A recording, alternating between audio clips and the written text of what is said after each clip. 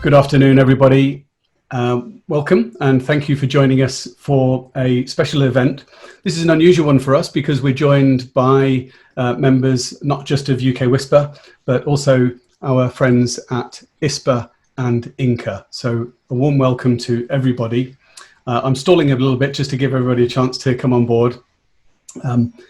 We've got a pretty good turnout expected. Around about 160 people have registered for this event. There's about 80 here so far. So that's enough stalling.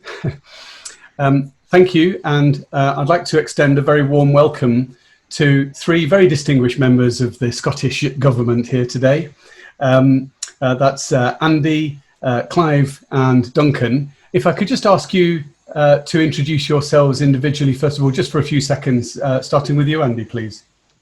Right, good afternoon, everybody. I am Andy Lister. I am the lead in the Scottish Broadband Voucher scheme, to which you're going to hear an awful lot more very soon. Thank you. And Clive? Well, hi, everyone. Clive Down here. I'm the Programme Director for the Reaching 100% or R100 programme. So Andy's remit fills part of that 100% target. Thank you, Clive. And Duncan? Good afternoon all. So Duncan Nisbet, I am the Stakeholder Director for the R100 programme, and amongst my responsibilities are ensuring compliance with state aid for intervention area, and so that's very pertinent, obviously, particularly if we move into areas where the main programme might not deliver. Thank you, Duncan. And last but certainly not least, James, who's currently on mute. James joins us as our guest from INCA today. If you could just introduce yourself, please. Good afternoon. Yes, James Thornby. I'm Vice Chair of the Independent Networks Cooperative Association, better known as INCA, and also a consultant working on the broadband space. Okay, thanks everybody. The format for today's session will be a brief presentation from Andy on behalf of the Scottish Government to introduce the new Scottish Broadband Voucher scheme, or in fact schemes, which has been very long anticipated and I'm sure is going to be of great interest to us all. So Andy's going to take us through the a formal presentation. James is going to then take the driving seat and grill our guests on some details about the schemes and what that may mean to our audience. And what we'd also like to do is to get some audience participation.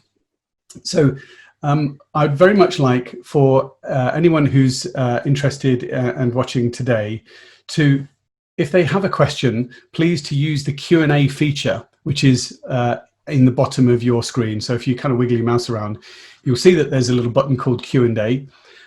Please can you, if you have any questions at any time during the session today, please use the Q&A feature. We will do everything we can to answer those questions either through the screen or after the formal session has completed. We'll then either put you on the air or we'll raise those questions directly to our panelists. So please use the Q&A feature. The chat is not a very good way to do it. So if anyone has any questions, please do use the Q&A rather than using the chat feature, because otherwise they go off the top of the screen and we'll miss them. So I don't want anybody who has any good questions to miss out on that. So without further ado, I would like to continue with the formal session, and I'll hand over to Andy to take us through the schemes. Thank you, David. Before I start, I'd just like to express our thanks to Whisper and David Burns for hosting this event today. You know, clearly in normal times, we would all be in a room somewhere in Scotland, enjoying sort of the normal functions of human interaction. However, but thanks to Whisper and this platform, it's the next best thing in these difficult times. So if we've gone to the next slide, David, please.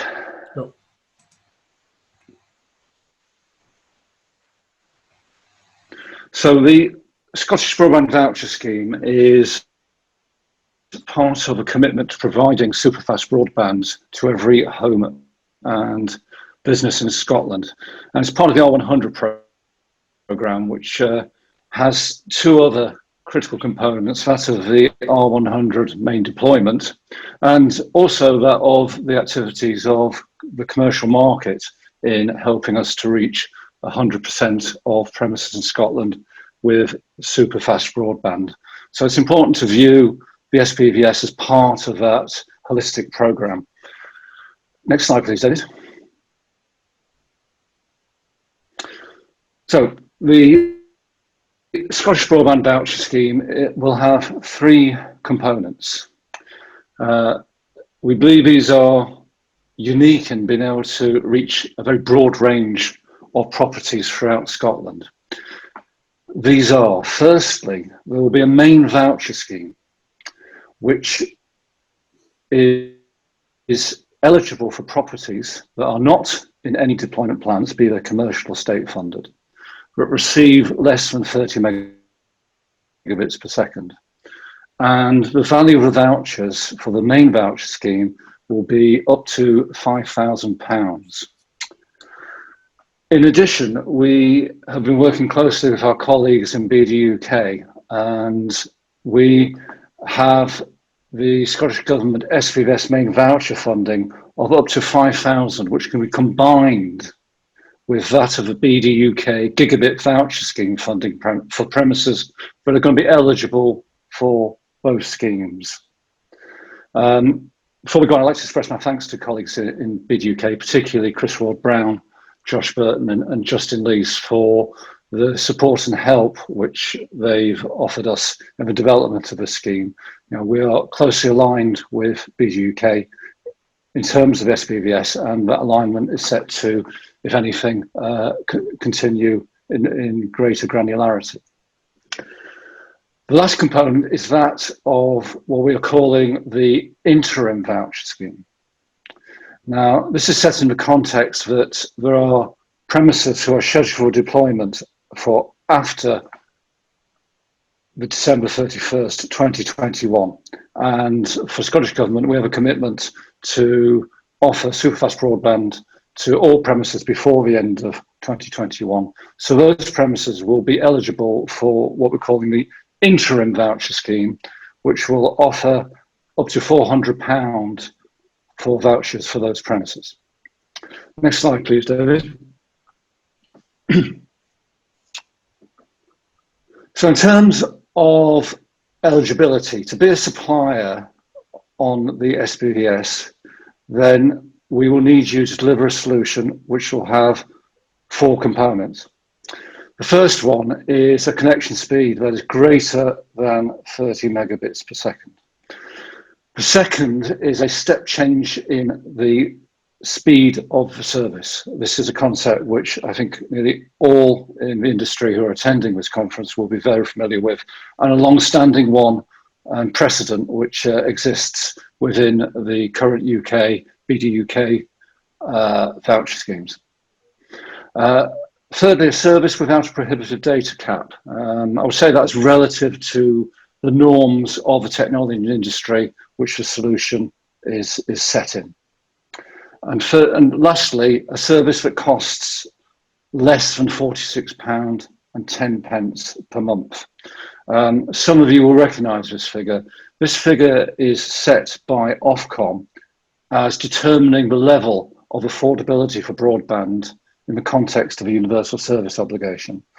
So we felt that that would be a good and fair reference point in terms of assessing what is the level of affordability which we should introduce into our voucher schemes, particularly given, as you've just seen, the substantial level of potential funding that's available in the main voucher scheme. So moving on to how to register. Next slide, David. So we have a portal. It's at broadband.gov.scot. For those who are really keen, don't go to it now. It's not live. It will be live later today. I can almost hear the keys tapping immediately. That portal will tell you everything you need to know about the scheme. It will contain supplier guidance. It will contain the terms and conditions. both those for you as suppliers and also for your beneficiaries. And it's important that you take the time and effort to read those in detail. And certainly, I would commend everybody to take the time to read those and register at your leisure. 10 a.m. tomorrow is fine. We'll be very happy if you're registered by then. However, in all seriousness, do read these in detail. I'll return to this point in terms of how we manage questions and how we support you later in my presentation. So moving on to the next slide, and the basic criteria for registration. So to register as a supplier, you will need to firstly have had previously delivered connections on a commercial basis which meet with product specifications, which the supplier guidance and portal will detail. Essentially, you need to have delivered commercially superfast broadband services. Secondly, and kind of stating the obvious, you need to be capable of entering into contracts with end users. Thirdly, you will need to be registered for VAT and not be a sole trader. And fourthly, hold public liability insurance for at least £5 million. The portal will be on broadband.gov.scot, and as I say, that will be live later this evening. Moving on to the next slide, please, David. When you have registered, you will be given an additional level of access into the supplier portal, and something which we believe are unique and is hopefully very helpful to you as operators and ISPs in the market is that in early September we will make available via the portal a list of eligible addresses at UPRN level for both the main voucher scheme and the interim voucher scheme. Now, rationale for this is that we think it's important to give you as much information as possible about where your addressable market is in terms of how you can use vouchers. Later this year, we're hoping October 2020, we're going to take this to an even greater level of sophistication and granularity, in that we will have as part of a supplier portal, a GIS website which will allow you to analyze the location of premises on a geospatial basis rather than on the basis of a very long list. We think that particularly we see this as a helping hand, particularly for smaller operators, in understanding where the opportunity lies for them to achieve greater coverage and attract new customers.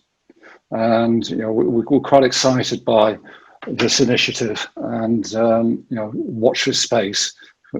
As we said, we hope to get this live in October.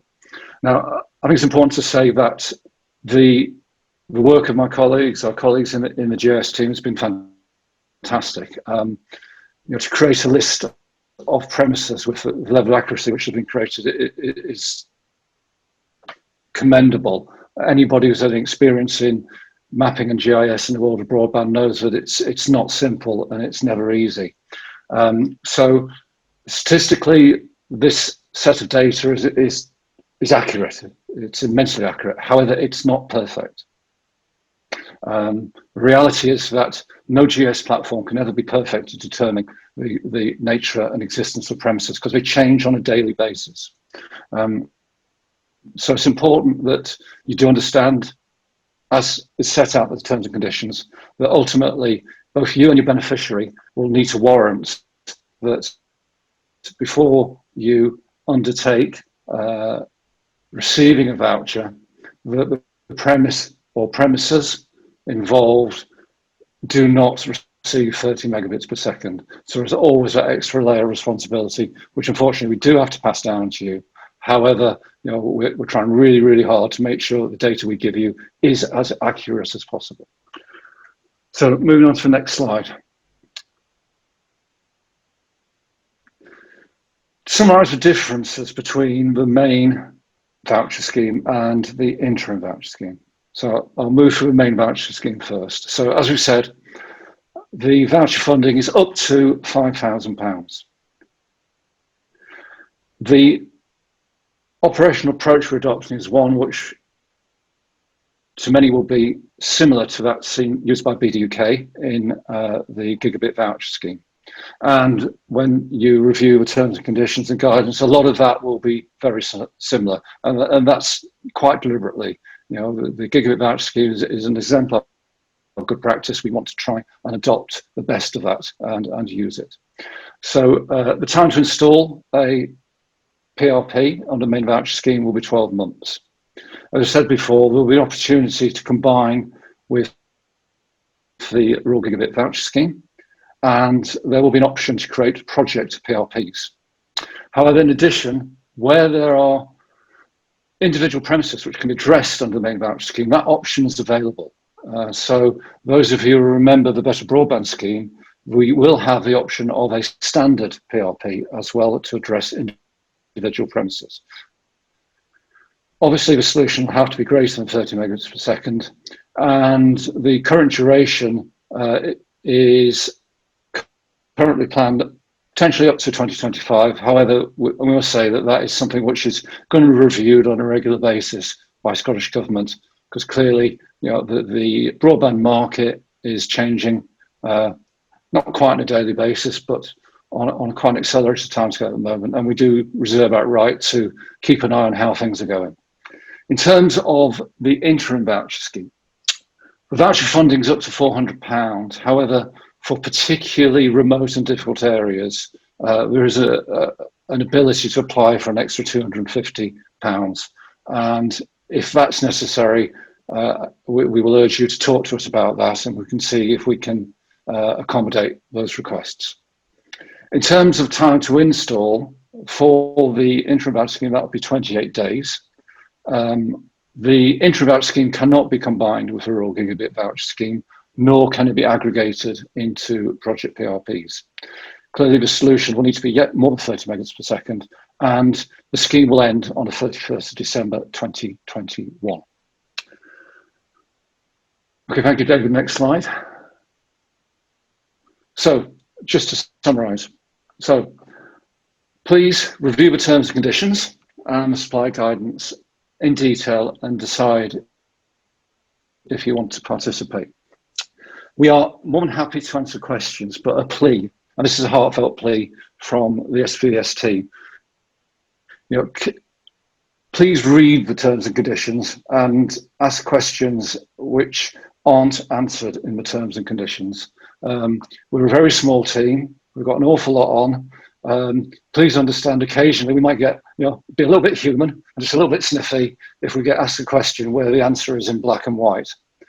So, you know, please read the terms and conditions. However, having said that, if there is something which is still fundamentally confusing, don't hesitate to send a question in. So once you've registered, we will confirm registration with you. We hope to do that reasonably quickly, but clearly, as of today, we imagine we'll probably get quite a few people responding. So initially, there may be a bit of a delay while we work through the registrations. Once registered, and from early September, as I mentioned, then you'll be given a greater level of access to the portal, and you'll be able to download a list of eligible properties. Once you've done that, you'll be able to submit your requests for standard PRPs and aggregated project PRPs, and there will be an operational process built into the portal whereby you can monitor the progress of those PRPs. And thank you. I think that's the end of my presentation. Thank you all for listening. Thank you very much indeed, Andy. It's certainly quite an ambitious scheme, isn't it? And plenty of money available for those who do a grand job on this. So thank you very much for that introduction. We've had quite a few questions coming through, and we will aim to get through as many of those as we can today. But before we get on to the audience questions, I'd like to hand over to James, please, just really to put our guests from the Scottish Government through their paces and cover any questions that you have. Thank you. Andy, thank you very much. As you say, it's been excitedly awaited, so good to see the details at last. So I've got a few questions to sort of warm us up with, so to speak. Vouchers are obviously very interesting. I'm quite a significant fan of vouchers, and the UK government has been using them for a while. The current version of their vouchers has gone to project-only applications. And I see on the main voucher scheme, you allow both project and sort of individual properties. What's your thoughts on the merits of sort of aggregated projects versus individual properties? I think probably the best way to answer that is to set out the context of rationale for what we're doing. The rationale for having standard and project packages is set against the hugely variable geospatial distribution of premises which will be eligible for the respective schemes in Scotland. I think the risk for Scottish Government is that by sticking to a project-based approach, an aggregated approach, we risk denying access to properties which are essentially in very remote and isolated locations. And anybody who's familiar with Scotland knows that that is a fundamental challenge, which exists, I would argue, more in Scotland than anywhere else in the United Kingdom. So in having our commitment to supporting single premises, standard PRPs as we call them, that goes toward our ambition of meeting our 100% commitment. Okay, that's great. Obviously, I've travelled around the United Kingdom, sort of all four kingdoms, sort of countries quite widely, and you're right, Scotland is quite unique in terms of that level of those isolated properties. There's nothing quite like it. We're going to have the list of eligible properties, and you've got some interesting GIS tools that's going to be available to help find them. Can you give us a feeling for where they are? Are they all going to be these sort of remote rural properties, or are all unserved properties going to be eligible? Well, one thing for certain, unless our colleagues in GIS have had a particularly bad day, we're all going to be in Scotland. So, there's your answer. No, the reality is that, as I described, the geospatial distribution of properties which are eligible for both schemes is going to be wide. There are certainly a cohort which are in deeply rural areas. There are going to be a cohort which are in rural-ish areas, and there are even going to be some which are in urban areas, as urban not spots.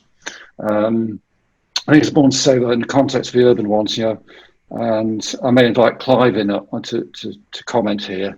I think it's part of our 100 programme is supporting activities of commercial operators to infill where possible. I know, Clive, you want to just add to that?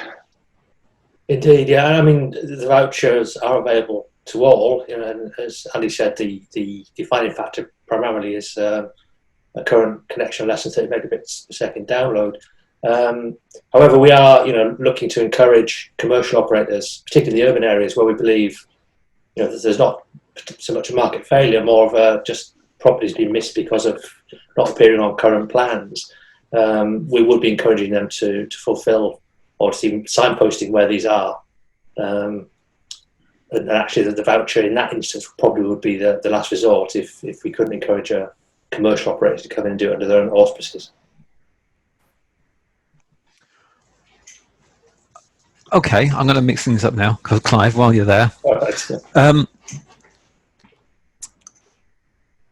there's a lot going on in terms of broadband at the moment. There's Boris's dream of full fibre everywhere by 2025. Yeah. So the UK government has the big, £5 billion outside-in programme for gigabit connectivity. How does this align with those UK government plans for outside-in? Indeed. So the R100 scheme as a national 100% scheme was it was a bold endeavour, and it is a bold endeavour. However, you must remember it was, when it was started off, a superfast scheme. So it was done under the MBS 2016 scheme, so it was a 30 megabits per second requirement under that procurement. So if we look at the main procurement, we've been really pleased to, in the majority of places, get a full fibre solution from the contractor, which obviously fits in with the UK government's gigabit everywhere aspirations. So all of what we do does move towards that. The voucher amount is deliberately high to try and encourage the highest possible quality of connection, which again would hopefully tend towards gigabit, but it doesn't. As Andy said, it covers a wide range of technologies, and the actual threshold is 30 megabits per second. So when the UK government housing scheme, gets a bit of pace, we hopefully will have done some of that work, some of that heavy lifting in some of the more rural areas of Scotland. But inevitably, there's a lot of currently super fast stuff that needs uplifted to gigabit as well. So the Scottish Government Policy Team is talking with DCMS and Bid UK about how that fits in. But I think it's fair to say Bid UK view the R100 scheme and its in its total in terms of its main contracts, its encouragement of commercial build, and the Scottish Broadband Voucher scheme is all heading towards potentially that gigabit total. Okay, it's going to be a challenge. You mentioned the high value. Back to Andy for a bit more of a detail. In the voucher schemes that have been going on around the UK for a while, Openreach and other operators have had problems aggregating together too many vouchers because of the commercial risk that then leaves them with, or leaves the community with. Do you have any kind of mechanisms that you're looking at to try and mitigate that commercial risk of the aggregation of vouchers? Again, I kind of respond at a kind of high level of understanding what the point of vouchers is.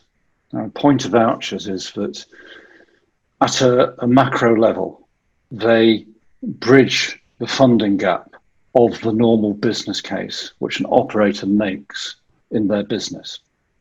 And the vouchers effectively fund the qualifying capital expenditure of investment, particularly, for example, to extend a network.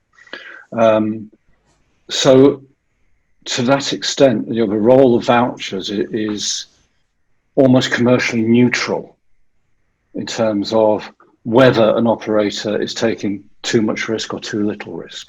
The vouchers simply bridge that gap. So to that end, vouchers can never mitigate a risk, nor can they make it less risky, because you're simply bridging the gap which is in place were the vouchers not there. So from that point of view, our view is that vouchers allow suppliers to operate as they would normally in any commercial manner, just with that helping hand of bridging capital funding. And if a supplier feels that an investment is too risky, then an investment is too risky, regardless of whether vouchers exist or not. So to that extent, I kind of don't necessarily sort of take issue with the fact that, should Scottish Government mitigate risk by using a voucher scheme? I think the answer is that's not the role of vouchers. The role of vouchers is to bridge the gap in capital expenditure created because of the geospatial and commercial challenge of the distribution of properties. The particular risk on that one that a number of operators found was that they'd look at an aggregated project area, look at the number of vouchers that were sort of eligible for that project area, check the demand, make sure that was all okay, everything looked fine, they go ahead, they build it, and then people just don't quite get around to claiming for the vouchers, and it all turns out a bit flat. Yeah. And so it's that kind of very local level of commercial risk of people just not quite getting round to doing what they're supposed to be doing. Okay. I mean, I think when you see the details of how the scheme works, hopefully that risk, the way we've constructed it, is mitigated as much as possible. And the reality is, if Project PRP has been submitted, and as we say, you've got up to 12 months to install, and if a customer falls away for whatever reason, then you have to come back to what we're trying to do here, which is we're trying to, the outcome we're looking for is to maximise the coverage of superfast and above broadband in many deeply challenging areas in Scotland. The approach we take will not be to go, they've gone, we'll stop. We're going to talk to you about it, and we're going to work with you about it. And I think it's worth mentioning that COVID notwithstanding, part of the investment of Scottish Government is to have what we loosely call account managers, who are located in Scotland, who are going to work with operators and suppliers to encourage them to take up the Scottish Broadband Voucher scheme. So I think your answer to that is that level of mitigation lies in being sensible and working together. Okay, thank you. Duncan, a couple of questions for you in terms of how this scheme interacts with the sort of the wider R100 scheme, and then I think we're going to move on to the questions that have been asked live. So, will the premises that are fulfilled with vouchers under the main voucher scheme for the North lot be removed from the R100 deployment plans? I suppose, but equally, those premises that are fulfilled under the interim voucher scheme, how do they work with the R100 scheme?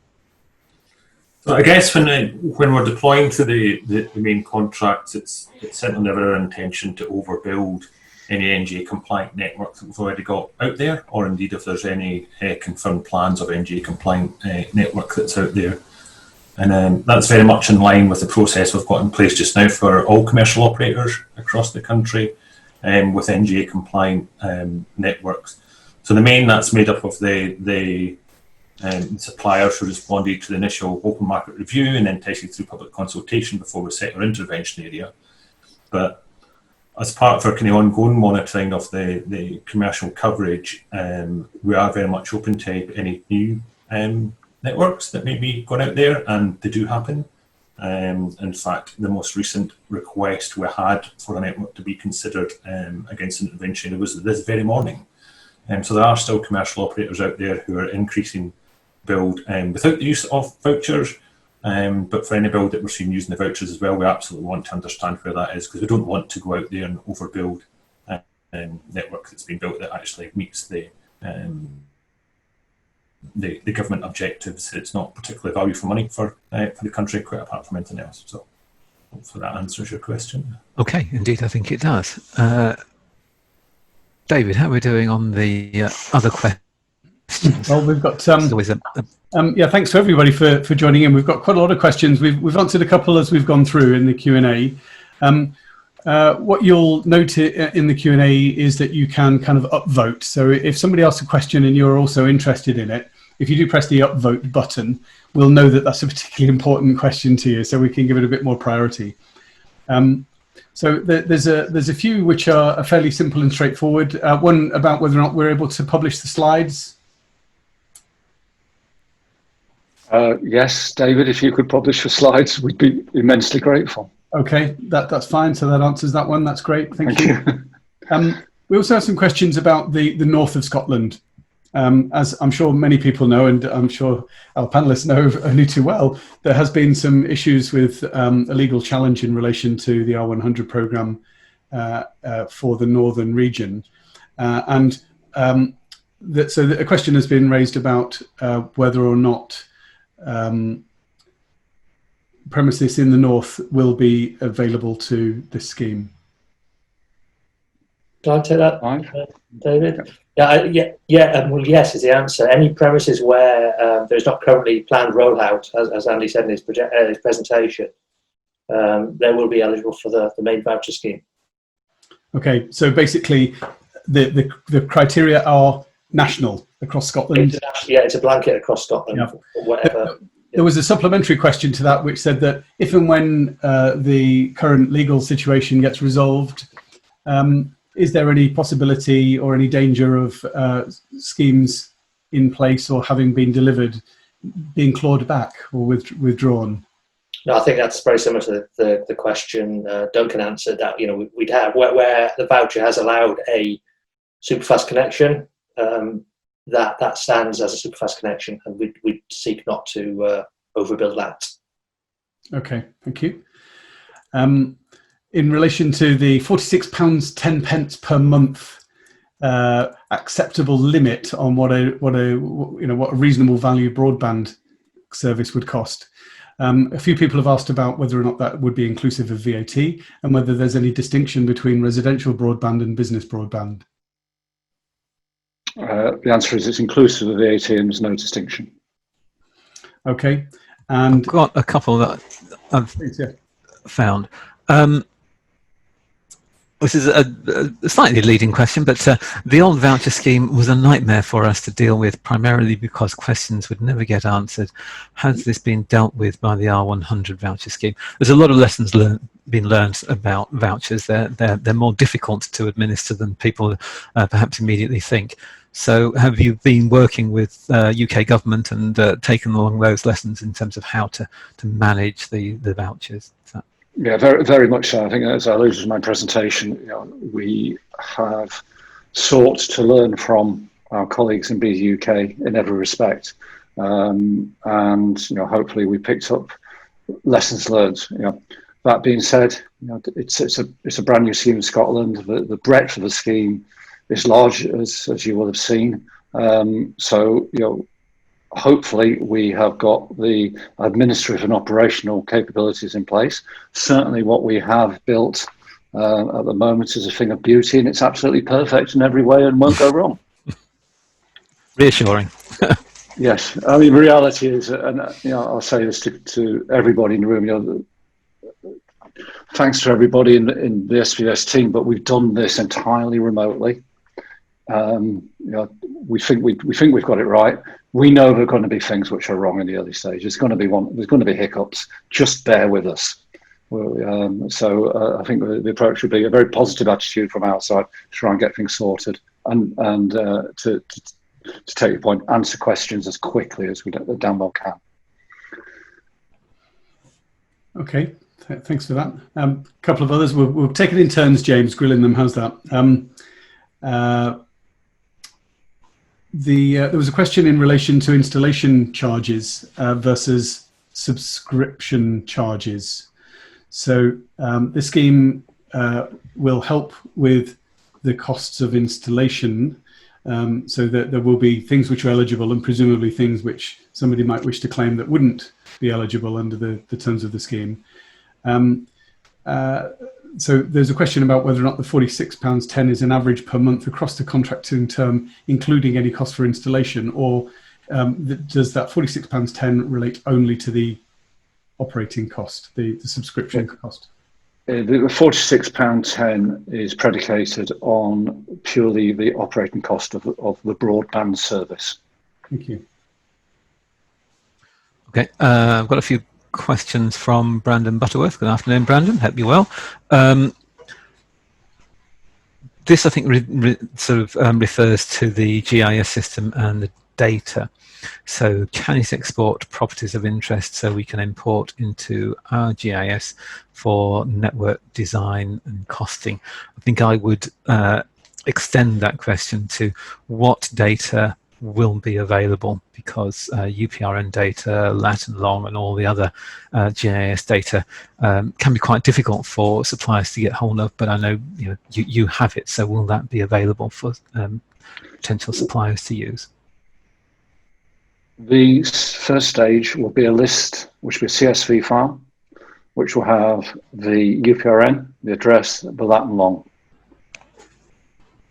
in October that we will have full access to GIS functionality, which will be significantly more sophisticated. And as I said in my presentation, is designed to support particularly small operators who do not necessarily have expertise or resource in advanced GIS tools.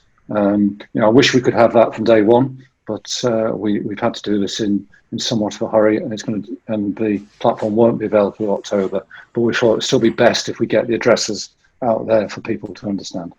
Just before David picks up, what I would suggest is having the CSV file format to begin with is excellent. It means that the data's out there and people can access it. Just one detail point: make sure the files are short enough so that they can be handled in Excel. Makes it a hell of a lot easier for managing them. That means 1.1. I'm going to nod sagely as if I knew how to make that happen.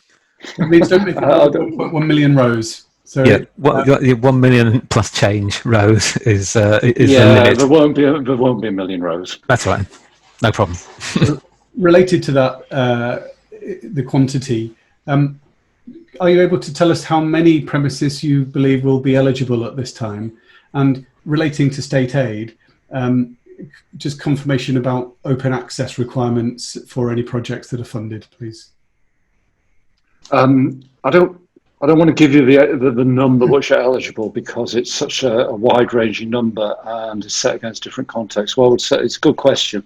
What I would say to all on the call is that when we issue the CSV file for list on, there will be a narrative associated with that which will explain what the file means and what the different classification of premises which will be in the file will mean. We've got to do some work on that. It's going to appear quite a large list, but actually I think the addressable market may be smaller. But I would say I'm going to hold my fire on that to when we write the supply guidance. Equally, more than happy to come back on any forum, alternative supplier, and talk about that when we get to that stage in early September.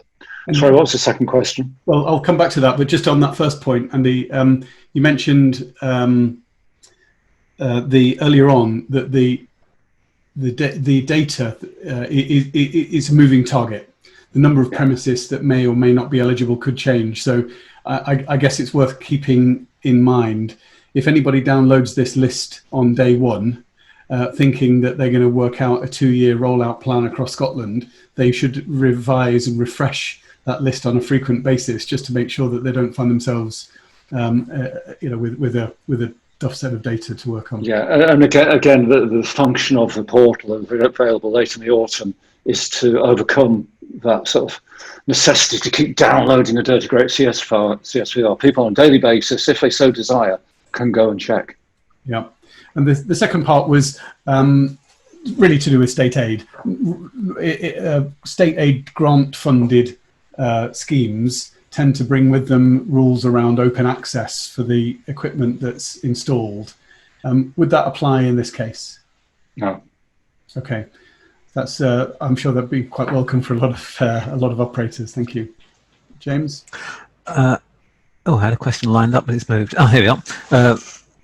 It keeps moving. From Stephen Terry, can the voucher be used for the curtilage to a customer, i.e. specific individual customer connection? ECCs occur in this area and can become barriers to customers taking service. I think I know the answer to that one, but let's hear specifically from this voucher scheme. If it's to me, that's qualifying capital expenditure cost. It could be included. Absolutely, that would be entirely my answer to it, and that's almost exactly what they're intended for. Vouchers are a very, very good way of dealing with those significant issues of very long final connections to customers that do occur in the more remote rural areas. So that's excellent. Thank you very much. But the customer must take up a service in order for the voucher to be claimed, mustn't it? It's not about premises passed. This is confirmed. Yes. Connected customers who have taken a contracted supply from the operator, correct? Yes. Yes. Yeah. Okay. There was one I saw earlier in relation to some admin in relation to audit. So presumably, you're offering to put out quite a lot of money over this period. What scrutiny will you put into the applications and also the delivery of services from operators? Okay, yeah, I mean, clearly this is a lot of money, and it's public money. I'm going to take the use of this money extremely seriously. So during the PRP application process will be internal audit in terms of the PRP application, and that will be emulating some of the best practices in the UK in terms of comparing relative costs for equipment, for example. So if Cisco router Oompa Loompa A is £1,000, and then we see Cisco router Oompa Loompa A at £10,000, then we're going to probably ask some questions. So it's at that stage. Our plan is that every first project PRP that's installed will be audited post-installation. And then henceforth, our plan is that 10% of all installations will be audited post-installation by an independent company. Okay, that's it's an important point to note. I think, as an industry representative, I certainly welcome good scrutiny, because I think we don't want a great scheme to be unhooked by some operator not really playing ball and playing by the same rules. This is beneficial to consumers, and it should be beneficial to operators as a way of getting a lot of new subscribers, not as a means of making profit from the vouchers. And I think that's one of the key things that I like to see people employing good practice with, honest. Yes. I mean, just add to that, when colleagues read the PRP application process, it goes on at length about us needing reassurance that the financial benefit voucher has been passed in its entirety to the end user. Okay. We've got a tricky one here. Going to need some sensitivity to read it out for a start. I'm not quite sure which of the three of you might want to answer. This is obviously from an operator, from Bill Buchan. We will obviously end up purchasing leased lines, etc., to service these customers. As small suppliers, we get royally abused by telcos on price. Can we ask for the same discount levels as government for these leased lines? Otherwise, the big boys have a massive price advantage over us. I'm not sure what you can do about it, but anyone, any thoughts? I don't see how we can. I mean, one of the possible options is the whole LFFN program has helped spread the availability of the public sector leased lines and hence full fibre on the back of that. I suppose it's helped make passive infrastructure available, but there's not a lot of passive infrastructure available in remote rural areas. There's not a lot of anything available in remote rural areas. I thought it was a bit of an ambitious one to ask, but yeah, sorry. since it had been asked, I think it's one to think of. Anything that we can do in terms of, obviously, getting backhaul to these projects is always going to be a challenge for these community projects. One to think about. Sorry, Bill.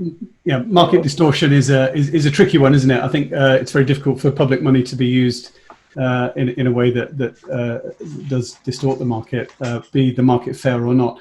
What I would say, Bill, you could get some benefit by engaging with other members of your community trade organisation, which I believe you're a member of UK Whisper.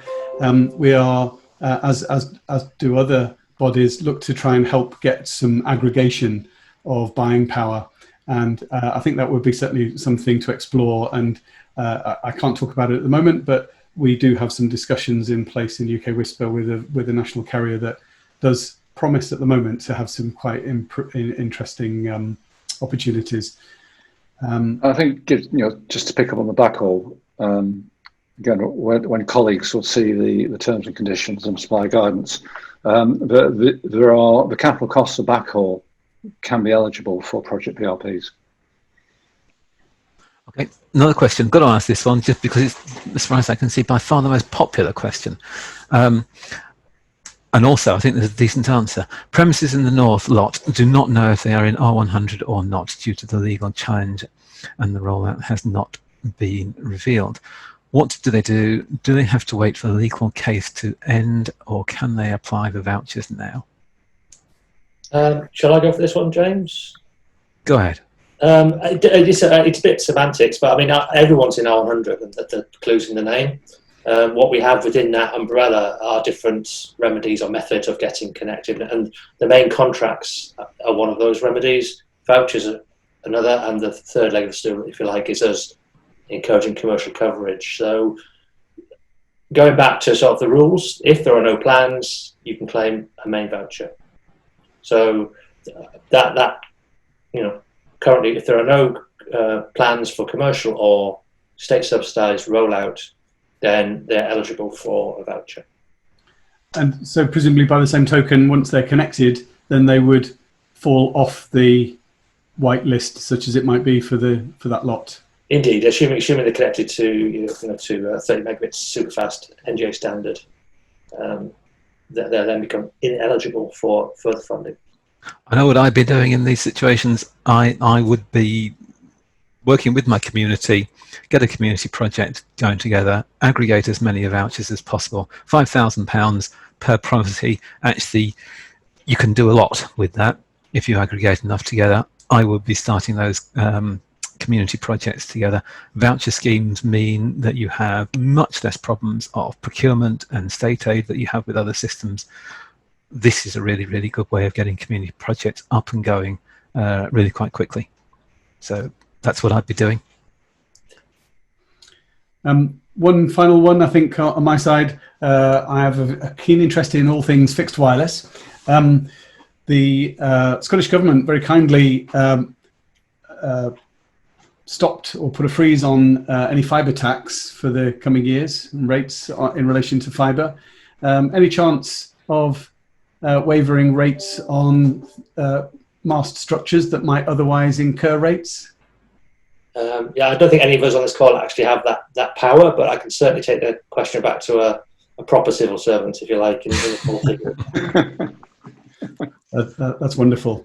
Another question from Michael Armitage. Good afternoon, Michael. Will there be a requirement to deliver open access?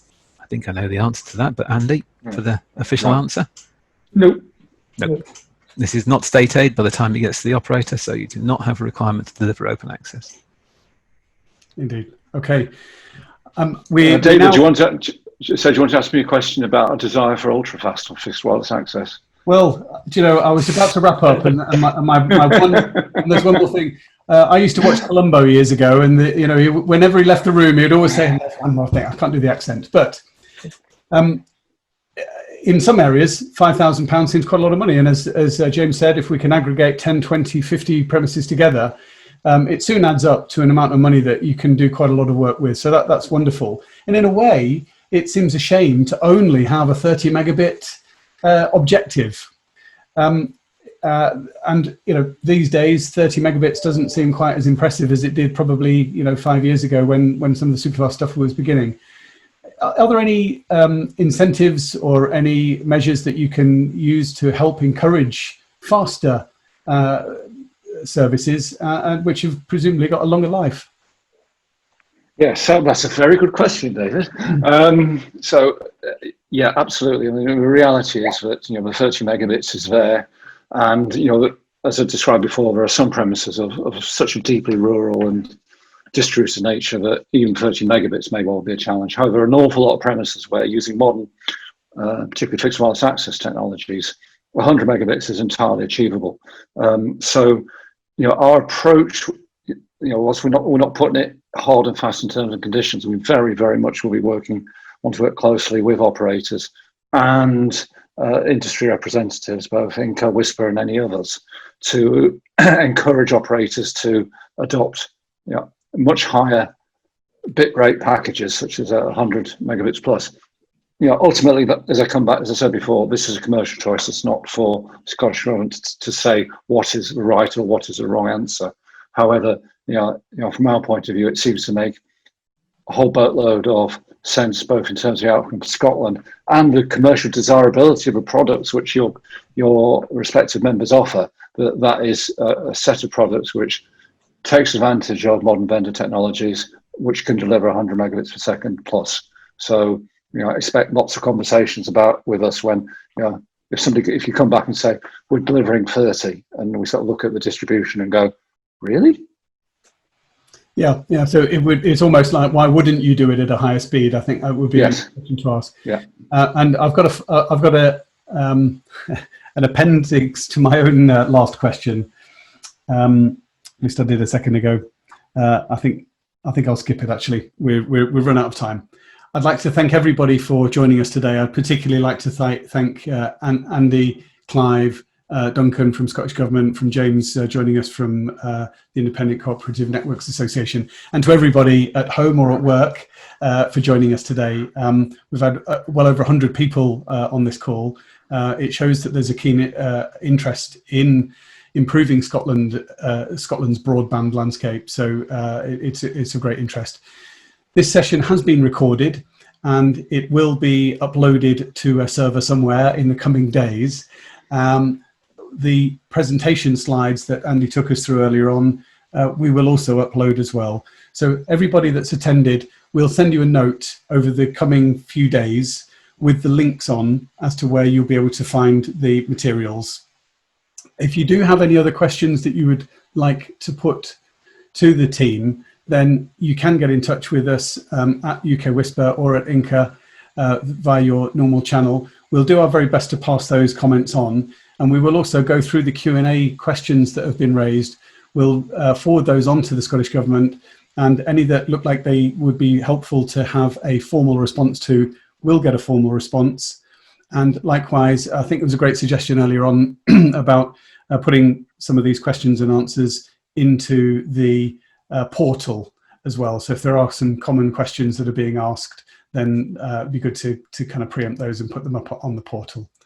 So thank you very much, everybody, for joining us today. Please keep safe, and we look forward to seeing how this scheme unfolds and how many hundreds or tens of thousands of premises can be connected through the scheme over the coming year. Thank you all.